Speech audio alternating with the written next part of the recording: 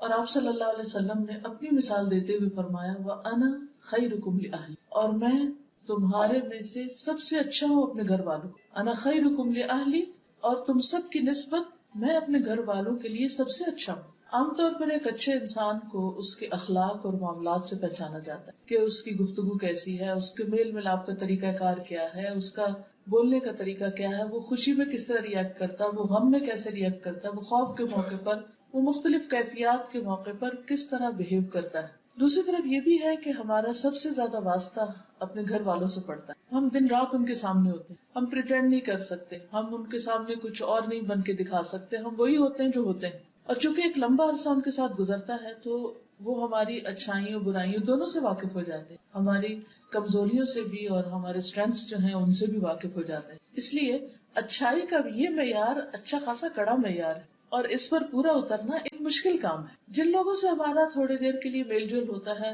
اگر ان کی کوئی بات بری بھی لگ جائے تو ہم عام طور پر درگزر کر جاتے ہیں اور کہتے ہیں تھوڑی دیر کی تو بات ہے، چلو چھوڑو جانے دو.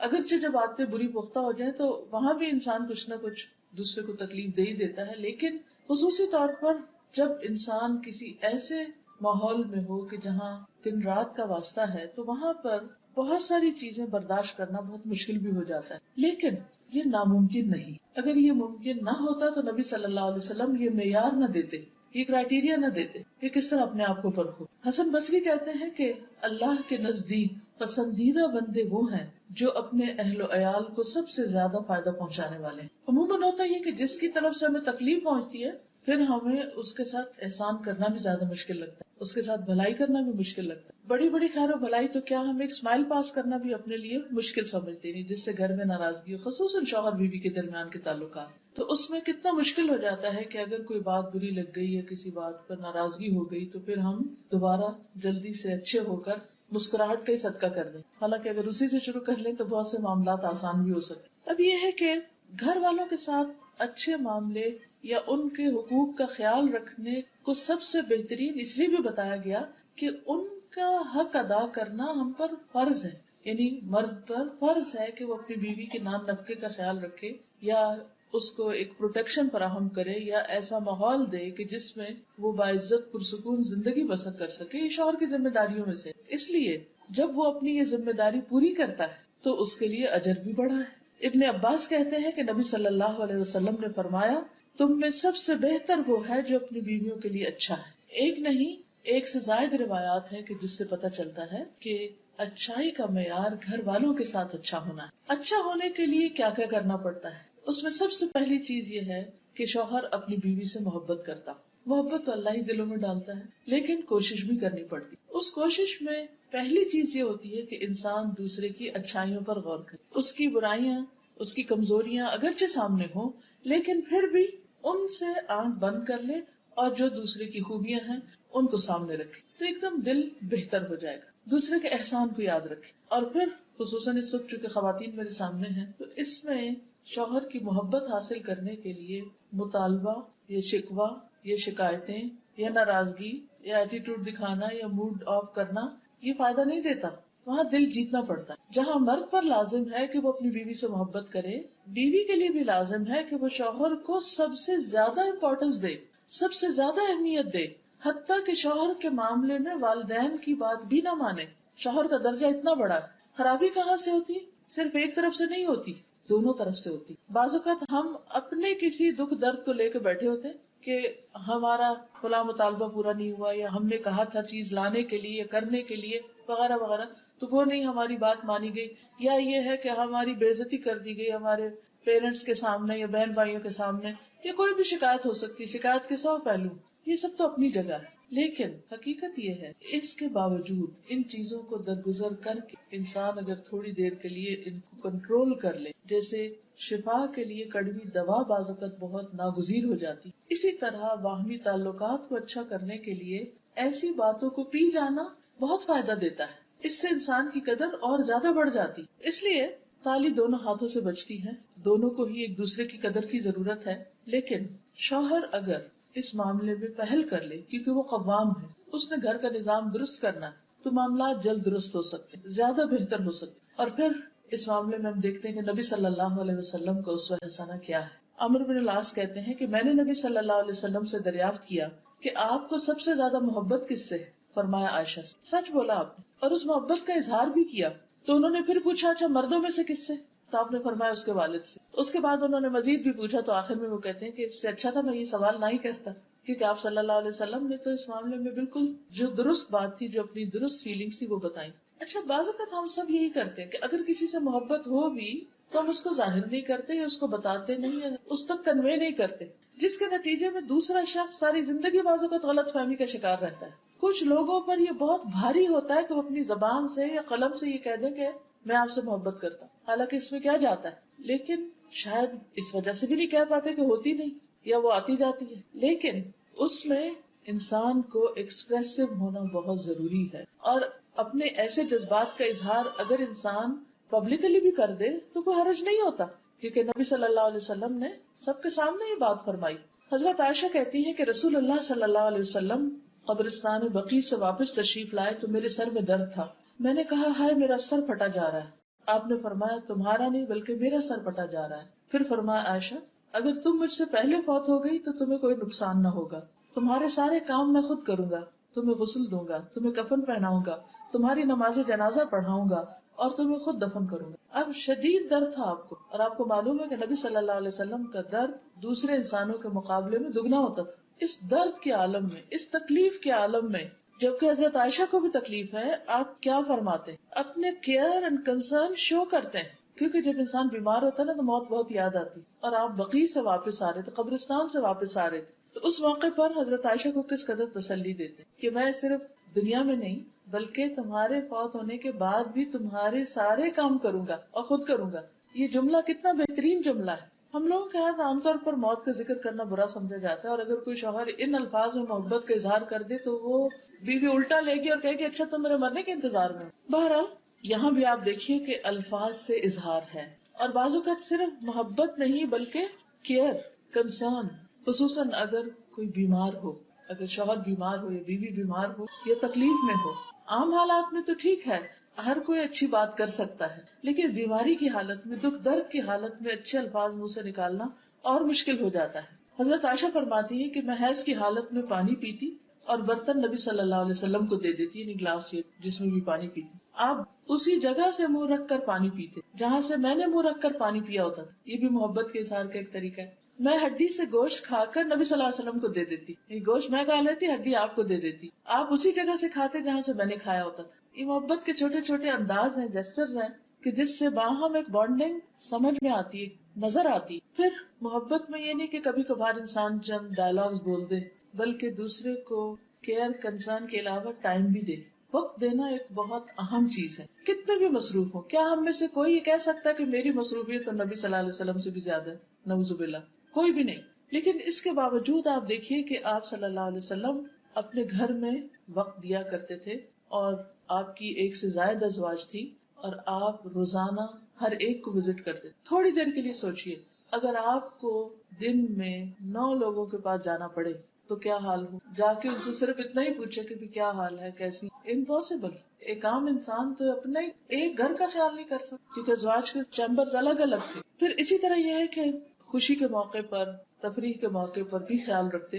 حضرت عائشہ کہتی ہے کہ ایک مرتبہ عید کے دن رسول اللہ صلی اللہ علیہ وسلم کے سامنے کچھ حبشی کرتب دکھا رہے تھے، کھیل کھیل رہے تھے. میں نبی صلی اللہ علیہ وسلم کے کندھے پر سر رکھ کر انہیں جھانک کر دیکھنے لگی. ابھی ایک پبلک کی جگہ ہے تو نبی صلی اللہ علیہ وسلم نے اپنے کندھے میرے لیے جھکا دیے کہ اور آسانی ہو جائے. میں آپ کے کندھوں پر سے انہیں دیکھتی رہی، اور جب دل بھر گیا تو واپس آ گئی. تو آپ نے مجبور نہیں کیا کہ نہیں تم ادھر ہی کھڑی رہو، آزادی بھی دی، اور جب وہ پاس کھڑے ہو کر دیکھنا چاہتی تھی تو اتنی دیر فیسلٹی بھی دی، آسانی بھی فراہم کی. کتنے مواقع ایسے ہوتے ہیں کہ ہم لوگ ایز اے فیملی گھروں سے باہر جاتے ہیں. وہ اصل ٹیسٹ کا وقت ہوتا ہے جب آپ کسی پکنک پہ ہوں یا کسی ایسی جگہ پر ہوں، تو اس موقع پر عموماً مشکل ہو جاتی ہے کیونکہ ہر ایک تھک جاتا ہے، یا کوئی پھر اپنی مرضی سے بیٹھنا اٹھنا چاہتا ہے، کھانا چاہتا ہے، نہیں کھانا چاہتا. تو بعض اوقات ہم دوسرے کو بہت مجبور کر دیتے ہیں کہ نہیں جو ہم چاہ رہے ہیں ویسا تم کرو، اس کی زندگی کو کنٹرول کرنے لگتے ہیں. تو اس سے دوسروں کے لیے بڑی مشکل ہو جاتی. محبت کا یہ مطلب نہیں ہوتا کہ کسی کو انسان پوزیس کر لے،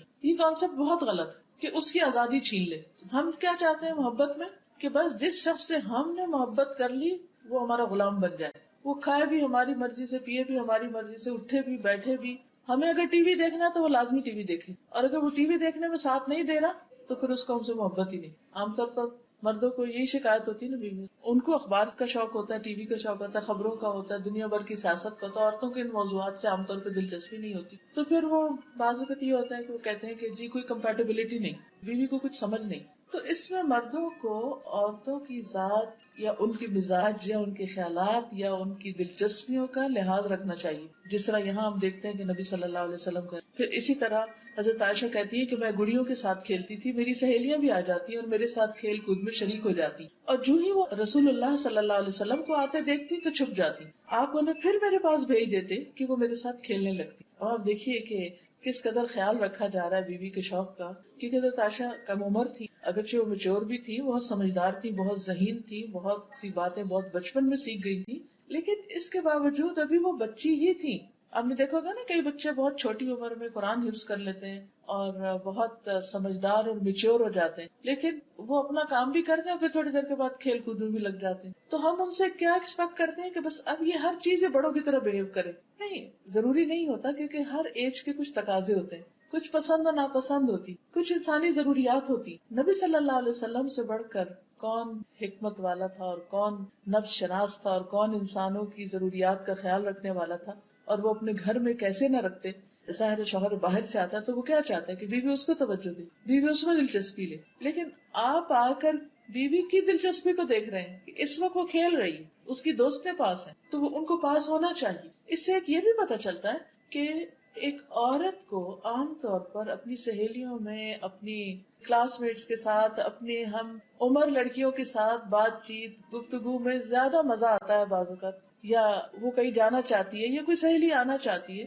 تو بہت دفعہ شادی کے بعد گھروں میں لڑائی جھگڑے اس لیے بھی ہو جاتے ہیں کہ شوہر ان کو کہیں جانے نہیں دیتے، کسی سے بات نہیں کرنے دیتے. اتفاق سے آج ہی ایک خاتون میرے پاس آئی ہوئی تھی تو کہنے لگی کہ میرے میاں شادی کے بعد 2 سال تک وہ نہ مجھے کہیں جانے دیتے، نہ فون پہ کسی سے بات کرنے دیتے. تو مجھے لگتا کہ میں تو پاگل ہو جاؤں گی، یعنی کہ کسی فیمیل فرینڈ کو بھی نہیں آنے دیتے. بعض اوقات ایسا بھی ہوتا ہے کہ خصوصاً اگر بچیاں باہر کے ملک میں شادی ہو کر جائیں، وہ بھی باہر سے ہی آئیں گی، وہاں نہ رشتے دار ہوتے ہیں نہ کوئی اور جان پہچان کے لوگ ساتھ، آس پاس بھی نان مسلم بعض اوقات نیبرہڈ میں ہوتے ہیں، ان کے کلچر میں بہت فرق ہوتا ہے، ان سے ملنا جلنا مشکل ہوتا ہے. انسان کی فطرت میں ہے کہ وہ دوسروں کے ساتھ گھلے ملے، مل جل کے رہے، دوسروں کے ساتھ میل ملاقات اس کا رہے، کیونکہ مردوں کے لیے تو باہر بہت سا ایکسپوجر ہوتا ہے، اور کچھ نہیں تو 5 وقت اگر وہ مسجد نماز پڑھنے جاتے ہیں تو وہیں اپنی بہت سی باتیں شیئر کر لیتے ہیں. تو اسی طرح خواتین کو بھی ضرورت ہوتی ہے کہ وہ اپنی ہم جنس خواتین کے ساتھ گفتگو کریں، کیونکہ عموماً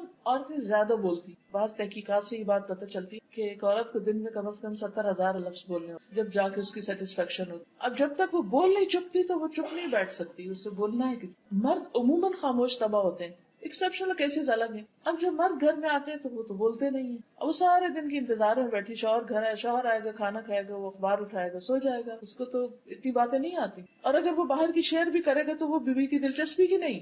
تو یہ عورت کی ایک بہت فطری ضرورت ہے کہ وہ اپنی جیسی، اپنی پسند کی، اپنے مزاج سہیلیوں کے ساتھ بات چیت کرے، کیونکہ وہ کپڑے کی بھی کرے گی، زیور کی بھی کرے گی، ریسیپی شیئر کرے گی، وہ بچوں کے مختلف مسئلے مسائل بھی ڈسکس کرے گی، اور اس سے اس کی مینٹل گروتھ ہوتی ہے، میچورٹی ہوتی ہے. اس کے کام کی نوعیت کے اعتبار سے اس کی یہ ضرورت ہوتی ہے. تو جو شوہر اپنی بیویوں کو ہر طرف سے بند کر لیتے ہیں، اپنے ہی کنٹرول میں رکھتے ہیں، حتیٰ کہ بعض اوقات ماں باپ سے بھی نہیں ملنے دیتے، یہاں تک بھی ظلم دیکھا گیا ہے، خاص روک دیا جاتا ہے کہ نہیں ماں باپ سے بھی نہیں ملنا. تو اب کیا ہوتا ہے، بیوی کا نروس بریک ڈاؤن ہوتا ہے، اس پہ فٹس پڑنے لگتے ہیں، وہ بیمار ہونے لگتی ہے، وہ ڈپریشن میں آنے لگتی ہے، اور اس سے اور معاملات خراب ہوتے ہیں. اس لیے ہر معاملے میں اعتدال ضروری ہے. اور کوئی بھی خاتون کسی خاتون سے صرف شوہر کی یا سسرال کی برائیاں کرنے کے لیے دوستی کر لے، کیونکہ عموماً تو یہی ہوتا ہے نا کہ اٹھایا فون اور کہا آج ساس نے یہ کیا، فلاں نے یہ کیا، فلاں نے یہ کیا. یہ بھی انتہائی غلط ہے، یہ رویہ بھی سخت ناپسندیدہ ہے. تو دونوں ہی طرف سے اعتدال ضروری ہے. پھر اسی طرح نبی صلی اللہ علیہ وسلم اس حد تک خیال رکھتے تھے کہ کبھی کبھار دوڑ بھی لگاتے تھے حضرت عائشہ کے ساتھ. حضرت عائشہ کہتی ہے کہ وہ ایک سفر میں نبی صلی اللہ علیہ وسلم کے ساتھ تھی، میں نے آپ کے ساتھ پیدل دوڑ لگائی اور میں جیت گئی. پھر میرا جسم بھاری ہو گیا کچھ، میں نے آپ کے ساتھ پھر دوڑ لگائی، اس مرتبہ آپ جیت گئے. تو آپ نے فرمایا آج کی یہ جیت پچھلی ہار کا بدلہ ہے، یعنی میں نے بدلہ لے لیا، مذاق میں کہا۔ تو اب آپ دیکھیے کہ آج کے دور میں کوئی بھی مذہبی شخص یا دیندار شخص، اس سے یہ توقع نہیں کی جا سکتی کہ وہ اپنی بیوی کے ساتھ کہیں دوڑ لگائے یا کسی کھیل میں شریک ہو یا اس کو کھیل دکھائے۔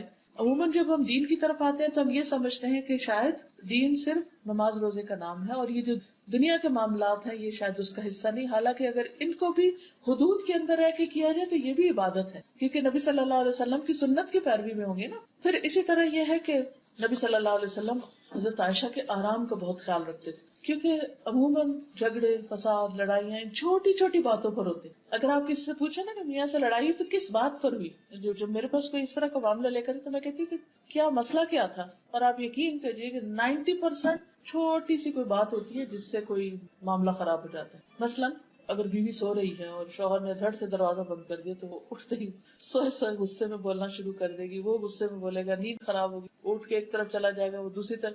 تو یہ چھوٹے چھوٹے لڑائی جھگڑے جو ہیں یہ گھر کے ماحول کو خراب کر دیتے۔ حضرت عائشہ کہتی ہیں کہ نبی صلی اللہ علیہ وسلم میرے پاس میری باری کی رات میں تھے، آپ نے کروٹ لی اور اپنی چادر اوڑھ لی اور جوتے اتارے اور ان کو اپنے پاؤں کے پاس رکھ دیا اور اپنی چادر کا کنارہ اپنے بستر پر بچھایا اور لیٹ گئے، اور آپ اتنی ہی دیر ٹھہرے کہ آپ نے گمان کر لیا کہ میں سو چکی ہوں۔ آپ نے آہستہ سے اپنی چادر لی اور آہستہ سے جوتا پہنا، آہستہ سے دروازہ کھولا اور باہر نکلے، پھر دروازے کو آہستہ سے بند، یعنی ہر چیز آہستہ سے، جوتے آہستہ سے اتارے، جوتے آہستہ سے پہنے، دروازہ آہستہ کھولا، دروازہ آہستہ بند، آہستہ سے باہر نکلے۔ کتنے شوہر اور بیوی ہیں جو سوتے ہوئے ایک دوسرے کے لیے اتنے کیئرنگ ہو کہ دوسرا شخص سو رہا ہے تو مجھے اس کو ڈسٹرب نہیں کرنا۔ کچھ لوگوں کو نیند بڑی مشکل آتی ہے، کچھ کو نیند ایک دفعہ کھل جائے تو ان کو دوبارہ نیند نہیں آتی، کئی طرح کے نفسیاتی مسائل ہوتے ہیں۔ تو ایسی صورت میں دوسرے کا لحاظ رکھنا اور دوسرے کو اپنی ذات سے تکلیف نہ دینا، یہی گھریلو زندگی میں خوشحالی کا راز ہے۔ پھر اسی طرح آپ دوسروں کو بھی اس بات کی تلقین کرتے تھے کہ عورتوں کے ساتھ نرمی کا سلوک کیا جائے۔ حضرت انس کہتے ہیں کہ نبی صلی اللہ علیہ وسلم اپنی ازواج مطہرات کے پاس تشریف لائے، اونٹ ہانکنے والا اونٹوں کو تیز ہانک رہا تھا، جیسے کوئی ڈرائیور تیز ڈرائیو کر رہا ہو، جھٹکے لگ رہے ہیں اور دھکے پڑ رہے ہوں۔ اس کا نام انجشہ تھا۔ آپ نے فرمایا، اے انجشہ، تیری خرابی ہو، تم اونٹوں کو آہستہ آہستہ چلاؤ، نازک آبگینے سوار ہیں۔ ویحک یا انجشہ سوقت بالقواریر، قواریر کہتے ہیں کرسٹل کو، قواریر من فضۃ، یعنی خواتین جو ہیں ان کے دل شیشے کی طرح ہوتے، بہت جلدی ٹوٹتے۔ اور ایک حقیقت ہے کہ ہم سب اچھی طرح جانتے ہیں کہ چھوٹی سی بات بعض اوقات ہم محسوس کر لیں، بعض اوقات بڑی بڑی باتوں کی پرواہ نہیں کرتے، کیونکہ ہمارے مزاج کے اندر جسمانی تبدیلیوں کی وجہ سے بھی کئی تبدیلیاں آتی رہتی، کبھی پوسٹ نیٹل اور کبھی پیدائش کے بعد، اور کبھی پریگنینسی میں، اور کبھی پیریڈ سے پہلے، اور کبھی اس کے بعد، اور کبھی پھر جب مینوپاز شروع ہو جاتا ہے، بڑھاپے کے مسائل، 100 طرح کے مسائل ہوتے ہیں۔ عورت اپنی زندگی میں جسمانی اعتبار سے فزیکلی بہت ساری چینجز میں سے گزرتی ہے، تبدیلیوں میں سے اور حالت بدلنے سے، تو اس لیے بہت ضروری ہے کہ اس کے ان مخصوص حالات کا خیال رکھا جائے۔ پھر اسی طرح نہ صرف یہ کہ سواری کو آہستہ چلانے کی بات، بلکہ سواری پر سوار کراتے ہوئے بھی آپ مدد دیتے۔ حضرت انس کہتے ہیں، میں نے دیکھا کہ رسول اللہ صلی اللہ علیہ وسلم حضرت صفیہ کی وجہ سے اپنے پیچھے اونٹ کی کوہان کے ارد گرد اپنی ابا سے پردہ کیے ہوئے تھے۔ جب وہ سواری پر سوار ہوتی تو آپ اونٹ کے پاس بیٹھ جاتے اور اپنا گھٹنا کھڑا رکھتے۔ حضرت صفیہ اپنا پاؤں آپ کے گھٹنے پر رکھ کے سوار ہوتی۔ آپ دیکھیے کہ کس قدر کیئر ہے، کیونکہ کبھی آپ میں سے کوئی اونٹ پہ سوار ہوا، آپ کو معلوم ہوگا کہ اس کی سواری بہت مشکل ہے۔ تو ایون اونٹ پہ چڑھنا بھی ایک مشکل کام ہے، بیٹھے ہوئے اونٹ پہ چڑھا جاتا ہے لیکن وہ بھی مشکل ہے۔ تو آپ صلی اللہ علیہ وسلم خود پاس کھڑے ہو جاتے، اپنا گھٹنا رکھتے، وہ اس پر ایک طرح سے سیڑھی بنا کے پھر اوپر چڑھتی۔ آج آپ دیکھیے کہ کون مرد ہوگا جو اتنے لاڈ کرے، اور پھر یہ پبلک میں ہو رہا ہے اور اس میں آپ کوئی شرمساری محسوس نہیں کر رہے، اور حضرت انس دیکھ بھی رہے ہیں کہ آپ کیا کر رہے ہیں، اور پھر اس کو آگے روایت بھی کرتے ہیں۔ یہ بھی سنت ہے، یہ چیزیں بھی نبی صلی اللہ علیہ وسلم کا طریقہ ہے۔ اگر ہم اپنے گھروں کے اندر چھوٹی چھوٹی چیزوں میں ایک دوسرے کے مددگار بن جائے تو بہت سے حالات اور معاملات درست ہو سکتے ہیں۔ پھر اسی طرح اپنے سے زیادہ دوسروں کی فکر کرنا، یہ بھی بہت اہم ہے۔ حضرت انس کہتے ہیں کہ میں اور ابو طلحہ خیبر سے واپس آ رہے تھے اور نبی صلی اللہ علیہ وسلم کے پیچھے حضرت صفیہ سوار تھی کہ اچانک رسول اللہ صلی اللہ علیہ وسلم کی اونٹی پھسل گئی اور رسول اللہ صلی اللہ علیہ وسلم اور حضرت صفیہ دونوں گر گئے۔ ابو طلحہ تیزی سے وہاں پہنچے، کہنے لگے، یا رسول اللہ، اللہ مجھے آپ پر قربان کرے، کوئی چوٹ تو نہیں آئی؟ آپ نے فرمایا، نہیں، خاتون کی خبر لو، یعنی مجھے چھوڑو، ان کی خبر لو۔ چنانچہ ابو طلحہ اپنے چہرے پر کپڑا ڈال کر ان کے پاس پہنچے اور حضرت صفیہ پر کپڑا ڈال دیا۔ اس کے بعد سواری کو دوبارہ تیار کیا، پھر ہم سب سوار ہو گئے. پھر اسی طرح اہم مواقع پر آپ مشورہ بھی لیتے تھے، جیسے صلح حدیبیہ کے موقع پر حضرت ام سلمہ کے مشورے سے آپ نے اپنا احرام کھولا اور باقی صحابہ نے پھر آپ کو دیکھ کر احرام کھولا، کیونکہ آپ اس وقت بہت ڈسہارٹنڈ تھے کہ آپ نے جب لوگوں سے کہا کہ تم اب اپنے احرام کھول دو، ہم عمرے کے لیے نہیں جا سکتے، تو کوئی اپنی جگہ سے نہیں ہلا، کیونکہ کوئی ذہنی طور پہ تیار ہی نہیں تھا کہ اتنے 100 میل سے آئے ہیں ہم عمرہ کرنے اور عمرہ کیے بغیر ہم واپس کیسے جائیں. لیکن حضرت ام سلمہ کے پاس جب آپ نے جا کر لوگوں کے یہ طرز عمل بیان کیا تو انہوں نے مشورہ دیا کہ آپ شروع کر لیجئے، آپ کو دیکھ کے باقی بھی کر لیں گے، اور واقعی ایسا ہوا اور ایک بہت سنگین معاملہ جو تھا وہ آسان ہو گیا، حل ہو گیا. پھر اسی طرح یہ ہے کہ نبی صلی اللہ علیہ وسلم جب آخری عمر میں بیمار ہوتے ہیں تو اس بیماری میں بھی اپنی ازواج کا خیال رکھتے ہیں. ہشام اپنے والد عروہ سے روایت کرتے ہیں کہ رسول اللہ صلی اللہ علیہ وسلم اپنے مرض الموت میں بھی ازواج مطہرات کی باری کی پابندی کرتے تھے. البتہ یہ دریافت فرماتے کہ کل مجھے کہاں ٹھہرنا ہے، کل کو میں کہاں ہوں گا، کیونکہ آپ حضرت عائشہ کی باری کی خواہش مند تھے. حضرت عائشہ فرماتی ہیں کہ جب میرے یہاں قیام کا دن آیا تو آپ کو سکون ہو گیا، کیونکہ شاید اللہ کی طرف سے یہ حکم تھا کہ آپ وہیں پر ہی فوت ہوں گے اور وہیں پر دفنائے جائیں گے، اور پھر اللہ تعالیٰ نے ان کو یہ سعادت بخشنی تھی.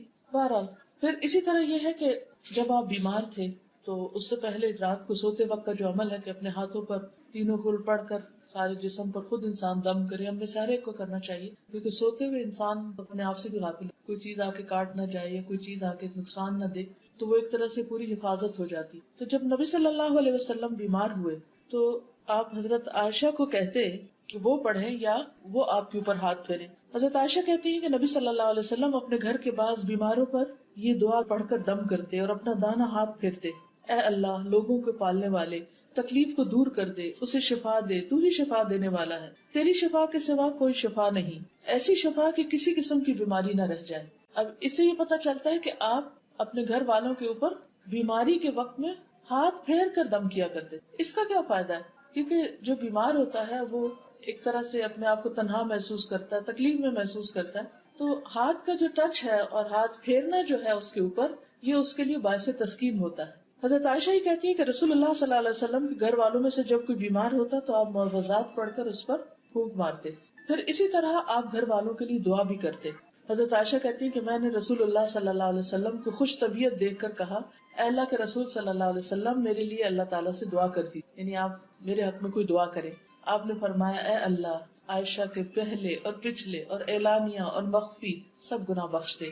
اور خوشی سے عائشہ رضی اللہ تعالیٰ عنہا نے پھر ہنسنا شروع کر دیا، یہاں تک کہ ان کا سر حضور صلی اللہ علیہ وسلم کی گود میں جا پڑا. یعنی اس دعا سے وہ اتنی خوش ہوئی. اچھا، بعض اوقات گھر والے ہم سے کوئی چھوٹی سی چیز کا مطالبہ کرتے ہیں اور ہم اتنے بزی ہوتے ہیں کہ ہم بات بھی نہیں سنتے، اور خصوصاً جیسے بچے ہوتے ہیں نا کہ وہ کہتے ہیں کہ 1 منٹ کی بات، 1 منٹ، کہتے ہیں جاؤ جاؤ ابھی نہیں، وقت پھر آنا. وہ چھوٹا سا کام کہتے کرتے تو ہم کہتے ہیں ابھی کام یاد آیا آپ کو، ابھی تو مجھے یہ کرنا ہے. ہم تنگ آتے ہیں. تو ٹھیک ہے، جب اسٹریس ہو تو کسی کو نہیں کو مطالبہ کسی کام کا کرنا چاہیے، لیکن ایک دوسرے کے لیے سامنے دعا کرنا، بول کے دعا کرنا، ایک دوسرے کے ساتھ ایک تعلق کو شو کرتا ہے. پھر اسی طرح حضرت عائشہ کہتی ہیں کہ رسول اللہ صلی اللہ علیہ وسلم نے حضرت فاطمہ کا ذکر کیا تو میں نے ان کے بارے میں کوئی بات کہی. اس پر آپ نے فرمایا: کیا تم اس پر راضی نہیں کہ تم دنیا اور آخرت میں میری بیوی رہو؟ حضرت عائشہ نے عرض کیا: کیوں نہیں؟ آپ نے فرمایا: تم دنیا اور آخرت میں میری بیوی. پھر اپنے بعد ان کے لیے فکر مند ہوتے تھے. حضرت عائشہ کہتی ہے کہ رسول اللہ صلی اللہ علیہ وسلم اپنی بیویوں سے فرماتے کہ اپنے بعد مجھے تمہارے معاملات کی فکر پریشان کرتی کہ جب میں دنیا میں نہیں ہوں گا،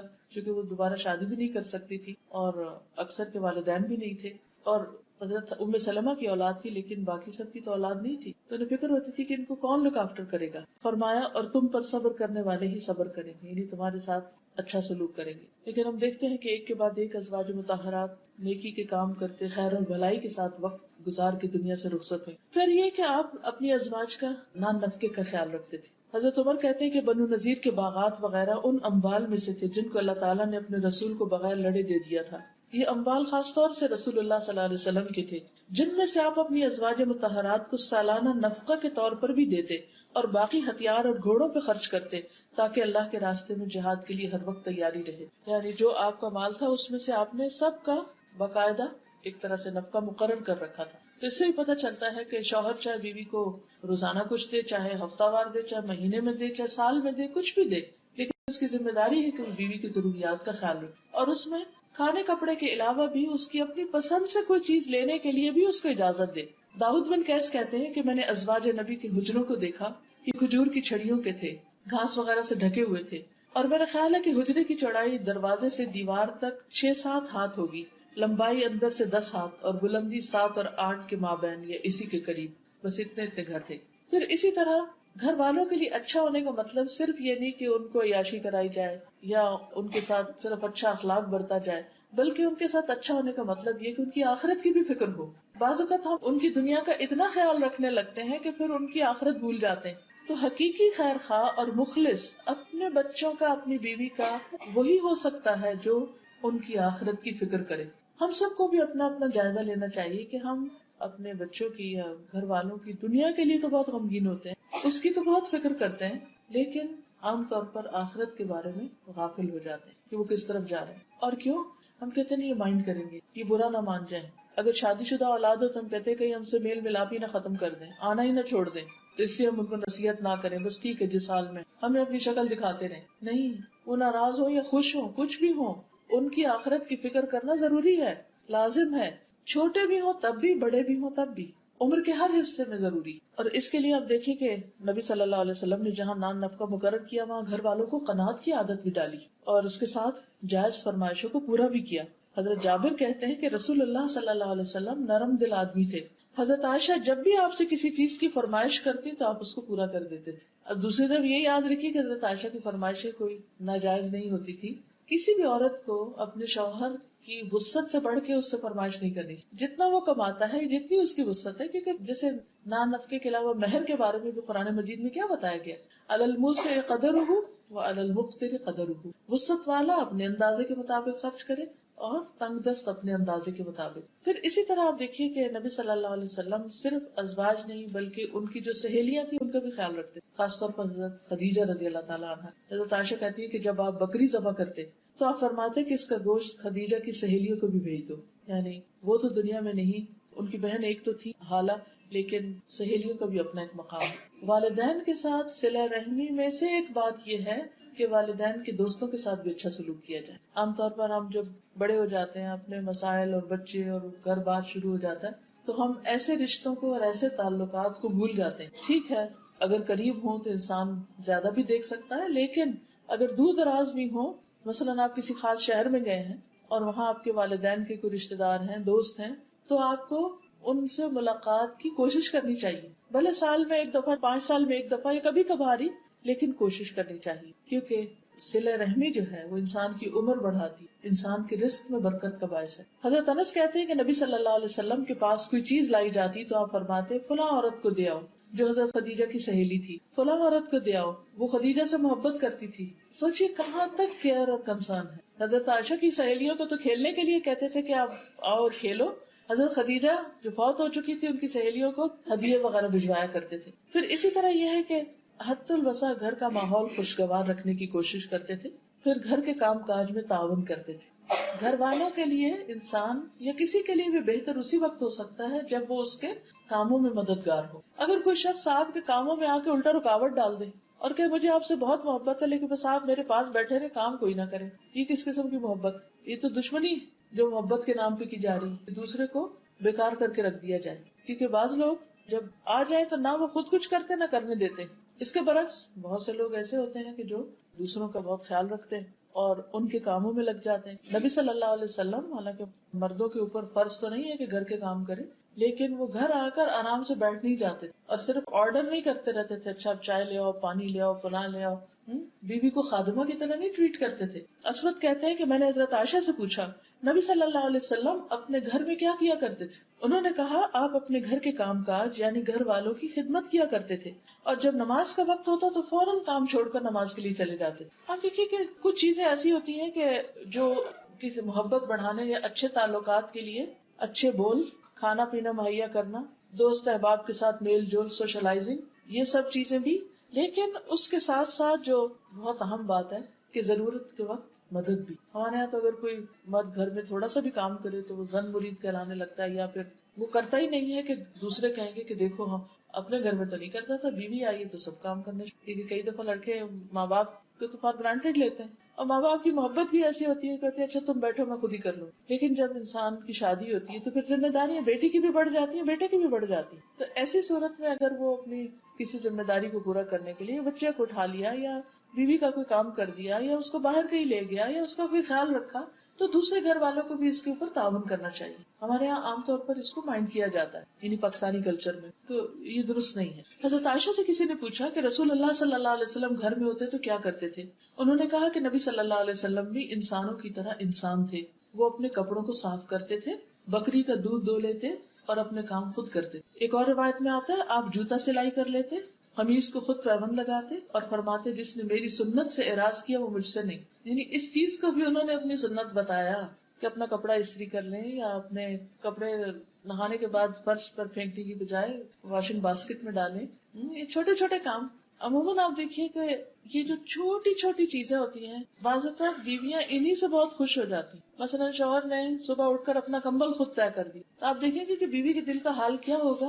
وہ کہے گی نہیں چھوڑیے میں خود ہی کر لوں گی. لیکن اگر وہ نہ کرے اور چھوڑ کے اٹھ جائے تو پھر اس کو خیال آئے گا کہ اتنا بھی نہیں میری مدد ہو سکتی. یعنی اگر شوہر تھوڑی سی بھی محبت دکھائے تو بیوی اس سے کئی گنا زیادہ دکھائے گی، کیونکہ عورت کی فطرت میں ہے یہ کیئر ہے، محبت ہے، خدمت ہے. یہ اللہ نے اس کے اندر رکھ دی ہے خاندان کے نظام کو اچھا چلانے کے لیے. پھر اسی طرح آپ صلی اللہ علیہ وسلم اپنے کپڑے کو پیبند بھی لگا لیتے اور سی بھی لیتے. اب تو یہ کام عورتوں کو بھی نہیں آتا، تو آپ سوچیے کہ ہم کتنے پیچھے ہیں. پھر اسی طرح گھر والے جو کھانا دیں اس پہ راضی ہو جاتے. جابر کہتے ہیں کہ نبی صلی اللہ علیہ وسلم نے اپنے گھر والوں سے سالن طلب کی، سالن لاؤ. انہوں نے کہا ہمارے پاس سوائے سرکے کے کچھ نہیں. آپ نے سرکہ منگوا لیا، اس سے روٹی کھانی شروع کر دی. فرمانے لگے بہترین سالن سرکہ، بہترین سالن سرکہ. اچھا اب آپ دیکھیے دوسری طرف کیا ہوتا ہے، سبزی لا کے بھی نہیں دی، پیسے بھی نہیں دیے، گیس کا بل نہیں پے کیا وہ بھی کٹ گئی، اور اگر کھانا نہیں بنا تو بھی ذمہ دار. یعنی اسباب ریسورسز فراہم نہیں کیے اور پھر بھی انڈرسٹینڈنگ نہیں کہ بھائی اس کا قصور نہیں. یعنی بعض اوقات ایسی ایکسپیکٹیشن ہوتی ہے کہ ہر قیمت پر ہر صورت میں کرنا ہی کرنا ہے، جہاں سے مرضی کرو. اور ان عورتوں پر تو بہت ہی رحم آتا ہے جو بیچاریاں سارا دن محنت کر کے آتی ہیں اور شوہر پیسے چھین کے نشہ کرنے لگے. ابو ہریرہ کہتے ہیں کہ نبی صلی اللہ علیہ وسلم نے کبھی کسی کھانے میں عیب نہیں نکالا، کبھی کسی کھانے میں عیب نہیں نکالا. اگر آپ کو پسند ہوتا تو کھا لیتے ورنہ چھوڑ دیتے. پھر اسی طرح مشکل وقت میں بیوی کو دلاسا دینا، اس کے آنسو پوچھنا، یہ بھی نبی صلی اللہ علیہ وسلم کی سنت سے ملتا ہے. حجۃ الوداع کے موقع پر حضرت صفیہ کا اونٹ بدک گیا اور وہ رونے لگی. رسول اللہ صلی اللہ علیہ وسلم کو معلوم ہوا تو تشریف لائے اور اپنے ہاتھ سے ان کے آنسو پوچھنے لگے. اب دیکھیے حج کا موقع، ہزاروں کا مجمع، اور آپ لوگوں کو تعلیم دے رہے ہیں، خذوا انی مناسککم، مجھ سے اپنے مناسک سیکھ لو. اور اتنے میں آپ کو خبر ملتی کہ آپ کی بیوی کا اونٹ بدک گیا ہے اور وہ رو رہی ہیں اور آپ سب کو چھوڑ کر آ کر ان کے آنسو پوچھ رہے ہیں. یہ وقت ہوتے ہیں جب کسی کا دل جیتا جا سکے. دوسری صورت کیا ہے، بیوی روتی رہے، صبح روئے شام روتی رہے لیکن پوچھنا نہیں. اس معاملے میں بعض اوقات عورتیں بہت زیادتی کرتی، وہ جب رونے پہ آتی ہے تو چپ ہی نہیں کرتی. ایک اور روایت میں صفیہ کے بارے میں ملتا ہے جب وہ رونے سے چپ ہی نہیں کری پھر آپ نے ان کو چھوڑ دیا، کیونکہ کئی دفعہ ایسا تھا نا کہ روتے ہوئے کان سے پہنچے تو اور رونا آ جاتا. پھر اسی طرح یہ ہے کہ بیوی کے مسائل اور مشکلات میں ساتھ دینا. حضرت عائشہ کہتی ہے کہ ہم آپ کے ساتھ کسی سفر میں تھے، جب ہم مقام بیضاء پہ پہنچے تو میرا ہار کھو گیا. رسول اللہ صلی اللہ علیہ وسلم اس کی تلاش میں وہیں ٹھہر گئے اور لوگ بھی آپ کے ساتھ ٹھہرے، پورا قافلہ ساتھ ہے، سب کو ٹھہرا دیا ہار تلاش کرنے اور ایک دفعہ نہیں ڈانٹا. جب وہ قافلہ ٹھہر گیا تو حضرت ابوبکر آ گئے، انہوں نے آ کے حضرت عائشہ کو ٹوکے لگائے کہ تمہاری وجہ سے سارا قافلہ رکا ہوا، سب کا حرج ہو رہا ہے. لیکن پھر اس پر تیمم کی آیات اور وہ سب کچھ نازل ہوا اور وہ اتنا مسلمانوں کے لیے خیر کا باعث بنا. پھر یہ ہے کہ بعض اوقات بیوی تھک جاتی ہے، کوئی اور وجہ ہو جاتی ہے، موڈ آف ہو جاتا ہے، تو اس کو ایشو نہیں بنا لینا چاہیے، کبھی ناراض ہونے کا بھی موقع دینا چاہیے. کیونکہ عورت کے جو کیفیات ہوتی ہیں وہ مردوں سے بہت مختلف ہوتی ہیں، تو بعض اوقات چونکہ وہ مختلف ہوتی ہیں، وہ اس ایکسپیرینس سے گزرے نہیں ہوتے، وہ سمجھتے ہی نہیں کہ ایسا کیوں ہو رہا ہے. حضرت عائشہ کہتی ہے کہ رسول اللہ صلی اللہ علیہ وسلم نے فرمایا جب تم مجھ سے راضی ہوتی ہو تب بھی مجھے پتہ چل جاتا ہے اور جب ناراض ہوتی ہو تب بھی پتہ چل جاتا ہے. حضرت عائشہ نے کہا وہ کیسے؟ آپ نے فرمایا جب تم مجھ سے راضی ہوتی ہو تو کہتی ہو محمد کے رب کی قسم، اور جب ناراض ہوتی ہو تو کہتی ہو ابراہیم کے رب کی قسم. حضرت عائشہ نے عرض کیا ہاں اللہ کے رسول صلی اللہ علیہ وسلم، واللہ میں صرف آپ کا نام ہی چھوڑتی، یعنی صرف زبان سے نہیں بولتی، اندر تو میرے محبت ہوتی. پھر اسی طرح یہ ہے کہ گھر والوں کو مسائل کا حل پیش کیا کرتے. عام طور پر مرد حضرات باہر کے مسئلے مسائل سن کے اتنے گھبرائے ہوتے ہیں کہ گھر آ کے وہ کوئی مسئلہ نہیں سننا چاہتی، اور بعض اوقات بیوی اکیلی ہی الجھتی رہتی ہے، وہ سارا کچھ لے لے کے اپنے دل میں دفن کرتی رہتی ہے کیونکہ کوئی سننے والا نہیں، کوئی حل کرنے والا نہیں. لیکن نبی صلی اللہ علیہ وسلم کا طریقہ یہی ہے کہ جب بھی کوئی مسئلہ پیش آیا تو آپ نے اس کا حل تلاش کیا اور مل کے حل سوچا. تو خوشگوار ازدواجی زندگی کے لیے یہ بہت ضروری ہے کہ گھر کے اہم مسائل میں میاں بیوی باہم مشورہ کریں اور اکیلے فیصلے نہ کریں. یہ جو اکیلے فیصلے کر لینے ہوتے ہیں، بیوی کو بتائے بغیر یا شوہر کو بتائے بغیر خود ہی کو ڈیسیژن لے لیا، اس سے بھی بہت ناراضگیاں پیدا ہوتی ہیں، اس سے بھی بہت خرابیاں پیدا ہوتی ہیں، کیونکہ دوسرا شخص سمجھتا ہے کہ میری کوئی اہمیت ہی نہیں. پھر بیوی کے والدین کو شکایت نہ لگانا، کیونکہ بہت دفعہ ایسا ہوتا ہے نا کہ چھوٹی سی کوئی بات ہوئی تو فوراً بتایا کہ بھی آپ کی بیٹی ایسی اور ایسی. لیکن یہ ایک نوبل کیریکٹر ہوتا ہے کہ گھر کے معاملے گھر میں ہی طے کر لیے. حضرت عمر کہتے ہیں کہ ایک دن میں کچھ سوچ رہا تھا کہ میری بیوی نے مجھ سے کہا بہتر ہے اگر تم اس معاملے کا فلاں حل کرو، یعنی اس معاملے کا فلاں طرح حل کر لو. میں نے کہا تمہارا اس میں کیا کام، یعنی تم مجھے کیوں مشورہ دے رہی، معاملہ مجھ سے متعلق ہے، تم کون ہو دخل دینے والی. میری بیوی نے اس پہ کہا خطاب کے بیٹے تمہارے اس طرز عمل پہ حیرت ہے، تم اپنی باتوں کا جواب برداشت نہیں کر سکتے. تمہاری بیٹی حفصہ تو رسول اللہ صلی اللہ علیہ وسلم کو بھی جواب دیتی، ایک دن تو اس نے آپ کو غصہ بھی دلایا تھا. یہ سن کر حضرت عمر کھڑے ہو گئے، چادر اوڑھ کے حفصہ کے گھر پہنچ. فرمایا بیٹی کیا تم رسول اللہ صلی اللہ علیہ وسلم کی باتوں کا جواب بھی دیتی ہو، یعنی وہ شوہر ہیں اور اللہ کے رسول ہیں، یہاں تک کہ ایک دن تم نے نبی صلی اللہ علیہ وسلم کو دن بھر ناراض رکھا. حفصہ رضی اللہ عنہا نے عرض کیا ہاں اللہ کی قسم ایسا ہوا. سچ بولنے والے لوگ تھے نا، ہاں ایسا ہوا، ہم آپ کو کبھی جواب بھی دیتے ہیں. تو عمر رضی اللہ عنہ نے کہا جان لو میں تمہیں اللہ کی سزا اور اس کے رسول کی ناراضگی سے ڈراتا ہوں، آئندہ ایسا مت کرنا. لیکن نبی صلی اللہ علیہ وسلم نے خود کبھی بھی جا کے نہیں حضرت عمر کو بتایا کہ دیکھو تمہاری بیٹی کیسی ہے. پھر بیوی کی تربیت اور اصلاح کا کام جو ہے وہ چونکہ مرد کی ذمہ داری ہے. قرآن مجید میں اللہ تعالیٰ فرماتے ہیں یا ایھا الذین آمنوا قوا انفسکم واہلیکم نارا، اے لوگوں جو ایمان لائے ہو اپنے آپ کو اور اپنے گھر والوں کو آگ سے بچاؤ. تو اس میں براہ راست خطاب مردوں سے ہی ہے. سیکنڈ نمبر پر پھر بیوی کی ذمہ داری آتی ہے کیونکہ کلکم راعٍ وکلکم مسئول عن رعیتہ. بیوی بھی بچوں کے بارے میں نگران ہے، شوہر بھی بیوی اور بچوں کا نگران ہے، تو ان سے اس کی جواب دہی ہوگی. لیکن خاص طور پر شوہر کا فرض بنتا ہے کہ بیوی کی تربیت کرے، اس کو ادب سکھائے اور پھر نرمی اور اچھے اخلاق کی تعلیم دے. حضرت عائشہ کہتی ہیں کہ کچھ یہودی نبی صلی اللہ علیہ وسلم کے پاس آئے اور کہا السلام علیکم، جس کا معنی تھا کہ آپ پر موت آئے. تو انہیں بہت غصہ آیا، انہوں نے جواب میں کہا وعلیکم السلام واللعنہ، یعنی مزید لفظ اضافہ کیا اور کہا تم پر موت بھی اور لعنت بھی ہو. اس پر رسول اللہ صلی اللہ علیہ وسلم نے فرمایا ٹھہرو اے عائشہ، اللہ تعالیٰ تمام معاملات میں نرمی کو پسند کرتا ہے. میں نے عرض کیا یا رسول اللہ کیا آپ نے سنا نہیں انہوں نے کیا کہا؟ آپ نے فرمایا میں نے اس کا جواب دے دیا تھا کہ وعلیکم. تو اگر وعلیکم سے معاملہ حل ہو سکتا ہے یا بدلہ اتر سکتا ہے تو دو لفظ اضافہ کرنے کی ضرورت نہیں ہے. یہ تربیت تھی جو فوری طور پر آپ نے وہاں کی. اگر بچوں میں سے گھر والوں میں سے کوئی زبان میں بے احتیاطی کر رہا ہے یا غلط لفظ بول رہا ہے تو اس کو وہاں روکنا بھی چاہیے. پھر اسی طرح صدقہ کرنے کی ترغیب، آخرت کی فکر کے لیے رات کو جگایا.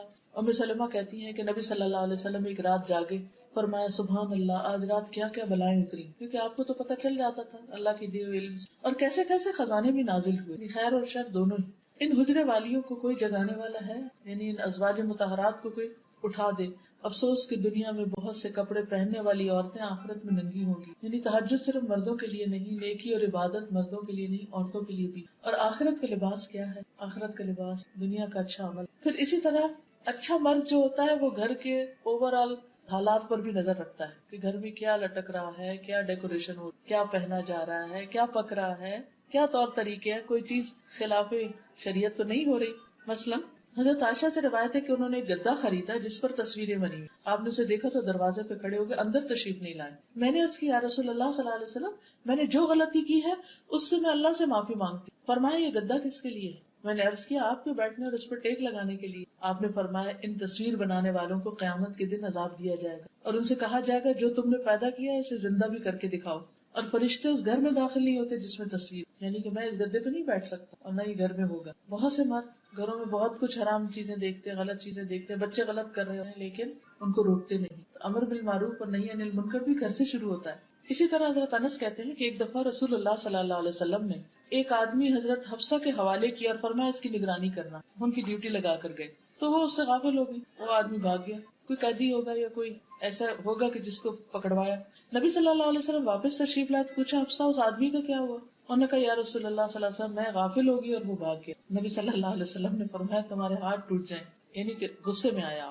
نبی صلی اللہ علیہ وسلم کے جانے کے بعد انہوں نے اپنے ہاتھ اونچے کر لیے. تھوڑی دیر بعد نبی صلی اللہ علیہ وسلم آئے تو پوچھا حفصہ تمہیں کیا ہوا، یہ ہاتھوں کو ایسے کیوں کیا ہوا؟ انہوں نے کہا یا رسول اللہ صلی اللہ علیہ وسلم آپ نے کچھ دیر پہلے مجھ سے ایسے اور ایسے کہا تھا کہ تمہارے ہاتھ ٹوٹ جائیں. آپ نے فرمایا اپنے ہاتھ کھول لو. میں نے اللہ سے یہ کہہ رکھا ہے کہ میں اپنی امت میں سے جس کسی کو بھی کوئی بد دعا دوں وہ اس کے حق میں مغفرت کا سبب بنا دے، یعنی اس پر لگے نہیں ہوئے، کیا رحمت تھی۔ پھر اسی طرح غلط کام پر صرف ناراض نہیں ہوئے بلکہ کفارہ بھی بتایا۔ حضرت عائشہ کہتی ہے کہ صفیہ رضی اللہ تعالیٰ عنہا نے حضور صلی اللہ علیہ وسلم کی خدمت پہ کھانا بھیجا جبکہ وہ حضرت عائشہ کی باری تھی۔ حضرت عائشہ کے گھر میں تھے آپ، حضرت صفیہ نے کھانا بھیجا، انہوں نے جب لونڈی کو دیکھا تو غصے سے کانپنے لگی کہ یہ کیوں کھانا آیا ہوں۔ تو کہتی یہاں تک کہ میں نے غصے میں برتن توڑ دیا۔ رسول اللہ صلی اللہ علیہ وسلم نے میری طرف دیکھا تو مجھے آپ کے چہرے پر غصے کے آثار نظر آئے کہ یہ کیا کیا ہے۔ میں نے کہا میں اللہ کے رسول صلی اللہ علیہ وسلم سے اللہ کی پناہ میں آتی ہوں، یعنی اللہ کے رسول کی غصے سے اللہ کی پناہ میں آتی ہوں کہ وہ آج مجھ پر لعنت کرے یا مجھے کوئی برا بھلا کہے۔ پھر میں نے عرض کیا اللہ کے رسول صلی اللہ علیہ وسلم اس کا کفارہ کیا؟ فرمایا برتن جیسا برتن، کھانے جیسا کھانا۔ اب کھانا بناؤ اور برتن لو اور اس میں ڈال کے واپس کرو۔ پھر اسی طرح کسی کو تسلی دیتے، کسی کو سرزنش کرتے۔ حضرت انس کہتے ہیں کہ حضرت حفصہ نے حضرت صفیہ کو یہودی کی بیٹی کہا۔ حضرت صفیہ سن کے رونے لگی۔ نبی صلی اللہ علیہ وسلم تشریف لائے تو حضرت صفیہ رو رہی تھی۔ پوچھا صفیہ کیوں رو رہی؟ انہوں نے عرض کیا حفصہ نے مجھے کہا کہ میں یہودی کی بیٹی۔ نبی صلی اللہ علیہ وسلم نے فرمایا تم تو نبی کی بیٹی ہو، تمہارے چچا بھی نبی ہیں اور تم نبی کی بیوی بھی ہو، آخر وہ کس بات پر تم سے فخر کرتی؟ پھر آپ نے فرمایا حفصہ اللہ سے ڈرو۔ آپ نے نبی کی بیٹی کس طرح کا؟ حضرت موسیٰ کی اولاد میں سے تھے، اور ہارون چچا، اور نبی کی بیوی یعنی خود حضور صلی اللہ علیہ وسلم، یعنی تمہاری شان اور تمہارا درجہ تو بڑا ہے۔ پھر اسی طرح یہ ہے کہ ایک اچھا شوہر اور اچھا خامن جو ہوتا ہے وہ بچوں کے لیے بھی اچھا ہوتا ہے اور بچوں کے ساتھ شفقت اور محبت کو سلوک کرتا ہے۔ بعض اگر میاں لوگ تھکے ہوئے آتے ہیں، گھر میں اگر شور ہو تو ڈانٹ ڈپٹ سے کام لیتے، اس سے بچے اور زیادہ باپ سے دور ہو جاتے ہیں۔ وہ یہ دیکھتے ہیں کہ باپ آتا ہے تو ماں بھی کہتی چپ ہو جاؤ، سارے سہم کے بیٹھ جاتے ہیں اور گھر میں ایک عجیب سی فضا پیدا ہو جاتی۔ لیکن اس کے برعکس نبی صلی اللہ علیہ وسلم بچوں کے ساتھ شفقت اور محبت کا سلوک کیا کرتے تھے۔ ابو ہریرہ کہتے ہیں کہ رسول اللہ صلی اللہ علیہ وسلم نے حسن بن علی کو بوسہ دیا۔ آپ کے پاس اقرا بیٹھے ہوئے تھے، کہنے لگے کہ میرے 10 بیٹے، میں نے کسی کو بوسہ نہیں دیا۔ تو آپ نے ان کی طرف دیکھا اور فرمایا جو رحم نہیں کرتا اللہ اس پر رحم بھی نہیں، یعنی آپ بچوں کو اٹھاتے، پیار کرتے، ساتھ لگاتے، چومتے۔ ام سلمہ کی بیٹی تھی زینب، تو آپ ان کو زینب زینب کہا کرتے، یعنی تصغیر کے ساتھ پیار سے بلاتے۔ پھر بچوں کی عزت بھی کیا کرتے تو ان کو رسپیکٹ دیتے۔ ام المومنین حضرت عائشہ کہتی ہے کہ میں نے عادات، چال چلن اور بات چیت میں سب سے زیادہ مشابہ حضرت فاطمہ کو پایا۔ نبی صلی اللہ علیہ وسلم بہت زیادہ آپ سے ریزمبل کرتے، چلنے میں، بیٹھنے میں، لین دین میں، ہاتھ کے اشاروں میں۔ جب وہ آپ کے پاس آتی آپ ان کے لیے کھڑے ہو جاتے، بیٹی کے لیے کھڑے ہو جاتے، ان کا ہاتھ پکڑتے، انہیں بوسہ دیتے، انہیں اپنی جگہ بٹھاتے۔ جب آپ ان کے ہاں جاتے تو وہ اٹھ کر آپ کی طرف بڑھتی تھی، آپ کا ہاتھ پکڑتی، بوسہ دیتی اور آپ کو اپنی جگہ بٹھاتی۔ یہ تھا باپ بیٹی میں محبت کا تعلق۔ آج آپ دیکھیے کہ ہمارے گھروں میں کیا واقعی بیٹیوں کے ساتھ ایسا سلوک کیا جائے؟ یا امت کے مرد بھی اپنی بیٹیوں کے ساتھ یہ سلوک کریں؟ اگر نہیں تو فکر کی بات، کیونکہ یہ بھی آپ کی محبت کی شرط ہے کہ آپ کے طور طریقے بھی اختیار کیے جائیں۔ پھر نمازیوں کو کندھے پہ چڑھا لیتے، حضرت امامہ کے بارے میں آتا ہے، حضرت زینب کی بیٹی تھی۔ آپ نماز میں ہوتے تو ان کو بٹھا لیتے اپنے کندھے پر، رکوع پہ جاتے تو اتار دیتے، جب کھڑے ہوتے پھر چڑھا لیتے، حالانکہ آپ امامت کر رہے ہوتے تھے۔ بچے نماز کی حالت میں آپ کی پشت پہ سوار ہو جاتے اور آپ اپنا سجدہ لمبا کر دیتے تھے جب تک وہ اٹھتے نہیں تھے۔ بڑے بچوں کو بھی پیار سے اپنی چادر کے نیچے گھسا لیتے تھے۔ جیسے ایک دفعہ آپ نے حضرت حسن حسین کو چھپایا اور حضرت علی آیا تو آپ نے ان کے اوپر بھی اپنا کپڑا کر دیا۔ لیکن اس کے ساتھ ساتھ ان کو ادب بھی سکھاتے، یعنی صرف پیار ہی نہیں، لاڈ ہی نہیں، بلکہ تمیز بھی سکھائی۔ حضرت عمر بن ابی سلمہ کہتے ہیں کہ میں بچہ تھا اور میں آپ کی پرورش میں تھا، میں جب کھانا کھاتا تو سارے برتن میں ہاتھ گھماتا تو آپ فرماتے کہ بسم اللہ پڑھ کے کھاؤ، اپنے آگے سے کھاؤ اور دائیں ہاتھ سے کھاؤ۔ یعنی بچے اگر کھانے کی میز پر بدتمیزی کر رہے ہیں یا صحیح سے نہیں کھا رہے تو صرف ماں کا فرض نہیں کہ بیچاری کانشیس ہو کے اور تکلیف اٹھائے اور بار بار وہ اس کی اصلاح کرے، بلکہ باپ کو بھی اس وقت اپنا رول پلے کرنا چاہیے۔ پھر اسی طرح یہ کہ حلال حرام کی تمیز۔ حضرت حسن نے ایک مرتبہ کھجور اپنے منہ میں لے لی تھی تو آپ نے اس کو کہا کہ یہ صدقہ کی کھجور ہے اور اس کو کہہ کے نکلوا دیا۔ پھر اسی طرح بچوں سے محبت کو بھی اعلان کہتے ہیں۔ آپ فرماتے فاطمہ میرے جسم کا ٹکڑا ہے، اس لیے جس نے اسے ناحق ناراض کیا اس نے مجھے ناراض کیا۔ پھر داماد کے ساتھ آپ کا معاملہ بہت اچھا تھا، حضرت علی رضی اللہ تعالیٰ عنہ کے ساتھ۔ پھر حضرت ابو العاص کے ساتھ آپ ان کی تعریف کرتے تھے۔ آپ نے بنی عبد شمس یعنی بنی امیہ میں سے اپنے داماد ابو العاص کا ذکر کیا اور اس کی تعریف کی اور خوب کی۔ پھر آپ نے فرمایا اس نے مجھ سے بات کی تو سچی کی، وعدہ کیا تو پورا کیا۔ پھر اسی طرح حضرت علی رضی اللہ تعالیٰ عنہ ایک دفعہ حضرت فاطمہ سے ناراض ہو کر تو مسجد میں جا کے سو گئے، تو آپ صلی اللہ علیہ وسلم فوراً اٹھے اور خود جا کر ان کو تلاش کیا۔ دیکھا تو وہ زمین پر لیٹے ہوئے ہیں اور ان کے جسم پر مٹی بھی لگ چکی ہے. تو رسول اللہ صلی اللہ علیہ وسلم ان کے جسم سے دھول کو جھاڑ رہے تھے اور فرما رہے تھے اٹھو ابو تراب، اٹھو ابو تراب. یعنی یہ نہیں کیا کہ بیٹی کی بیعت کے باتیں سننے لگے کہ اچھا پھر وہ ناراض ہوئے تو کیوں، تم بھی ناراض ہو جاؤ، یا نہیں تمہاری پرواہ کرتے تو آؤ میں تم سے اتنی محبت کرتا ہوں گھر واپس آ جاؤ. یہ محبت نہیں ہوتی. عام طور پر ہم انتہائی درجوں پہ پہنچ جاتے ہیں کہ بس ٹھیک ہے اگر یہ بات ہے پھر اس کے بعد معاملہ ختم. دیکھیے ہم سب انسان ہیں، غلطیاں ہوتی ہیں، کمی بیشی ہوتی ہے، لیکن یہ رشتے بہت پیارے رشتے ہوتے ہیں. ان کا ایک لحاظ احترام رکھنا چاہیے اور ہر بات میں انتہا درجے پہ نہیں پہنچنا چاہیے. پھر ایک اچھا شوہر جو ہوتا ہے، ایک اچھا مرد جو ہوتا ہے، وہ اپنے خادموں کے ساتھ بھی اچھا ہوتا ہے، سروٹس کا بھی خیال رکھتا ہے. اب آپ دیکھیے کہ حضرت انس جو ہیں وہ 10 سال آپ کے پاس رہے اور وہ کیا کہتے ہیں کہ کبھی آپ نے اف تک نہیں کی، یعنی مجھے ڈانٹا نہیں، کبھی مجھ سے ناراض نہیں ہوئے، کبھی میرے پہ سختی نہیں کی. اور کبھی کبھی وہ بچے تھے تو جو کام نہیں بھی کرتے تھے تو آپ ان کے اوپر سختی نہیں کرتے تھے، پیار سے دوبارہ یاد دلا دیتے. جیسے بچوں کو کام کرنا کہتے اچھا کرتے پھر بھول جاتے ہیں، پھر ہم ڈانٹتے اچھا تم نے سنا نہیں تھا. حضرت انس کہتے ہیں کہ میں 9 سال آپ کی خدمت میں رہا، مجھے نہیں یاد کہ آپ نے کبھی مجھ سے کہا کہ تم نے ایسا ایسا نہیں کیا، اور نہ کبھی کسی چیز کے بارے میں مجھ پر عیب لگایا. پھر کسی کام کے غلط ہونے پہ ملامت نہیں کرتے تھے. حضرت انس کہتے ہیں کہ میں نے نبی صلی اللہ علیہ وسلم کی خدمت کی، اس دوران اگر مجھے کسی کام کا حکم دیا اور مجھ سے لیٹ ہو گیا یا وہ کام نہیں کر سکا تو آپ نے مجھے کبھی ملامت نہیں کی. اگر اہل خانہ میں سے کوئی شخص ملامت کرتا تو آپ فرماتے اسے چھوڑ دو، اگر تقدیر میں یہ کام لکھا ہوتا تو ضرور ہو جاتا، یعنی ٹیک اٹ ایزی. اگر نہیں کر سکا تو اللہ کا حکم نہیں تھا، یعنی اس سے معاملے کو ٹال دیتے تھے، آسانی کر دیتے تھے اس کے لیے، بے وجہ روک ٹوک نہیں کرتے تھے. ایک یہ چیز بچوں کی کریٹیوٹی کو مار دیتی ہے. ہم اپنے گھروں کو اتنا ایک بت خانہ بنا کے رکھ دیتے ہیں کہ ہر طرح کے اس میں ڈیکوریشن پیس سجا دیتے ہیں، پھر بچہ ہاتھ لگانے اس کو پکڑ پکڑ کے روکتے، پھر بچے کو روکتے، پھر بچے کو روکتے. اس بچے کی جو آگے بڑھنے کی صلاحیت ہے وہ ختم ہو جاتی. تو اپنے گھروں کو چائلڈ فرینڈلی بنائیں، ان چیزوں کو ہٹا دیں اور بچے کو آزادی دیں، یا پھر ان کو تمیز سکھائیں اور وہ ہاتھ نہ لگائیں. آپ نے دیکھا کہ کچھ گھروں میں سب کچھ رکھا ہوتا ہے اور بچے ٹرین ہو جاتے ہیں کہ نہیں اس چیز کو نہیں کھیلنا، کسی اور چیز سے کھیلنا ہے. تو دونوں طریقوں میں ان کی ٹریننگ ضروری ہے، بجائے اس کے کہ یا تو آپ گھر کو بالکل ایک کھنڈر ویرانہ بنا دیں اور یا پھر یہ کہ ان کو ہر وقت ڈانٹ ڈپٹ سے کام لیں. دونوں ہی طریقے ٹھیک نہیں. پھر آپ کے بارے میں آتا ہے کہ آپ نے کبھی کسی عورت اور خادم پہ ہاتھ نہیں اٹھایا تھا. تو بیویوں کو مارنا یا بچوں کو مارنا جو ہے یہ انتہائی ناپسندیدہ ہے. پھر خادموں کی ضروریات پوری کیا کرتے. پھر یہ ہے کہ ان کے وقت میں سے کسی اور کو حصہ نہیں دیتے. تو فیملی ٹائم از فیملی، الا یہ کہ جہاد پہ جاتے یا کوئی اور ضروری کام ہوتا. حضرت عائشہ کہتی کہ ایک رات آپ نے فرمایا عائشہ مجھے چھوڑو کہ میں آج رات اپنے رب کی عبادت کروں. میں نے کہا مجھے آپ کے پاس رہنا بھی پسند ہے اور آپ کی خوشی بھی پسند ہے. تو آپ اٹھے، وضو کیا، نماز پڑھنے کھڑے ہو گئے اور آپ نے مسلسل رونا شروع کیا، یہاں تک کہ آپ نے اپنی گود تر کر لی، یعنی اتنا روئے کہ آپ کے کپڑے تر ہو گئے. کہتی ہے کہ آپ نماز میں بیٹھے روتے رہے روتے رہے. حضرت عائشہ کہتی ہے کہ پھر آپ برابر روتے رہے یہاں تک کہ زمین بھی تر کر لی، اتنا روئے. اتنے بلال رضی اللہ عنہ نے آپ کو فجر کی نماز کے لیے بلایا. انہوں نے جب آپ کو روتے ہوئے دیکھا تو عرض کیا اللہ کے رسول آپ رو کیوں رہے؟ آپ کے تو اگلے پچھلے سارے گناہ معاف ہو چکے ہیں. فرمایا کیا میں اللہ کا شکر گزار بندہ نہ بنوں؟ نعمتوں کی شکر گزاری پر بھی رونا چاہیے. آج ہی رات مجھ پر ایک آیت نازل ہوئی، تباہی اس کے لیے جو اسے پڑھے اور اس پر غور و فکر نہ. ان فی خلق السماوات. پھر آپ دیکھیں کہ گھر والوں کے بیچ میں ہوتے ہوئے آپ کی سب سے زیادہ دعا یہ ہوتی تھی کہ یا مقلب القلوب ثبت قلبی علی دینک. اور حضرت ام سلمہ کہتی ہے کہ آپ اکثر یہ دعا کرتے تھے، یعنی آپ کی یہ دعا سب سے زیادہ ہوتی. اب ام سلمہ رضی اللہ تعالیٰ عنہا نے یہ دعا سنی. گھر والوں کے بیچ میں کیوں؟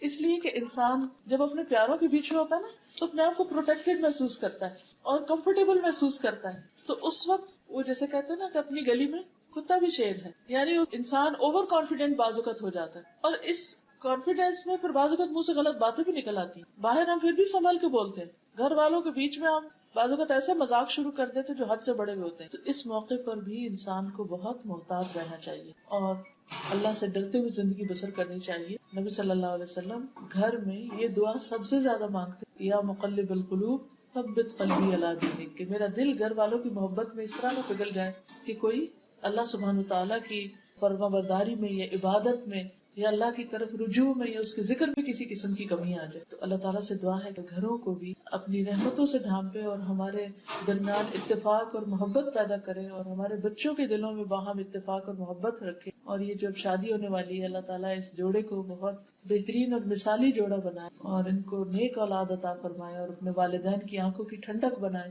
اور دین و دنیا کی خوبیاں اور بھلائیاں نصیب فرمائے اور ہر طرح کے شر اور تکلیف اور بری تقدیر سے محفوظ رکھے اور اللہ تعالیٰ دنیا کے ساتھ ساتھ آخرت کو بھی بہت بہترین بنا دے. وآخر دعوانا الحمدللہ.